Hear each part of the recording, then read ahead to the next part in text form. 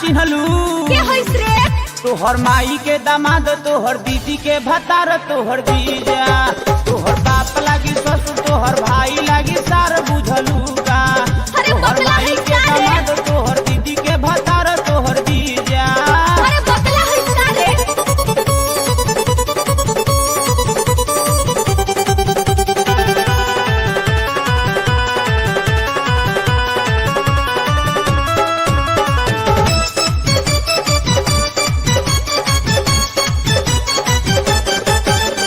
गाड़ी तू जानी तो चिन्ह के बोली हो, पापा जी हुए मोर नेता हो। एही से कहिले साली तू लगबो हम हई गरीब के बेटा हो। देखो पापा को कह दे। गाड़ी तू जानी तो चिन्ह के बोली हो, पापा जी हुए मोर नेता हो। एही से कहिले साली तू लगबो हम हई गरीब के बेटा हो। कदे बैसन तहरा दावा खइबो जेलवा के हवा, कदे बैसन तहरा दावा खइबो जेलवा के हवा, तहरा ऐसन के कहे बदतमीज बदतमीज। अरे ना चिन्हलू अरे चुप रह। तोहर माई के दामाद, तोहर दीदी के भतार, तोहर जीजा, तोहर बाप लागी ससुर, तोहर भाई लागी सार, बुझलू का?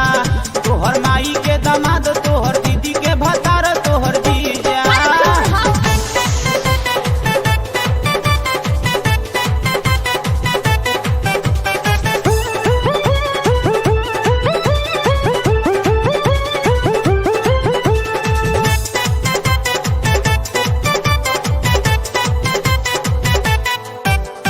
हमरा मोबाइल पे फोन जाने करी हो, मर जाइबो बबुआ तू फेर में। साचे कहिले साली तू लगबो हाला करे लयनेर में। सुनो हमरा मोबाइल पे फोन जाने करी हो, मर जाइबो बबुआ तू फेर में। साचे कहिले साली तू लगबो हाला करे लयनेर में। जानी कर लबर लबर ली हम सैंडल से खबर, जानी कर लबर लबर ली हम सैंडल से खबर, तत ठीक ठाक से तानी रही जा।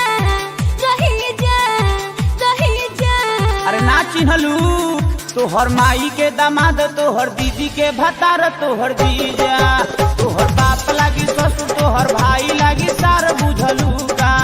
तोहर माई के दामाद, तोहर दीदी के भतार, तोहर जीजा। अरे बकला है का रे?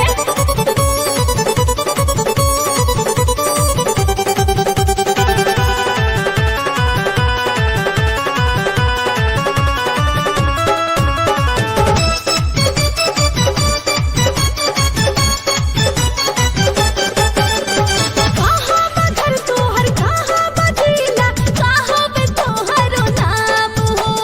घरबा ते रसिया जिला वयसाली, श्याम सुनील मोर नाम हो। देखो ढेर बोलता रहो। कहाँ बा घर तोहर, कहाँ बा जिला, कहाँ बे तोहरो नाम हो। घरबा ते रसिया जिला वयसाली, श्याम सुनील मोर नाम हो। पता सही तू बतैला, तू ही दीदी के भगैला, पता सही तू बतैला, तू ही दीदी के भगैला, तू ता साचो में लगता हमर जीजा। अरे जीजा। अरे ना चिन्हलू ए जीजा जी। तोहर माई के दामाद, तोहर दीदी के भतार, तोहर जीजा, तोहर बाप लागी ससुर, तोहर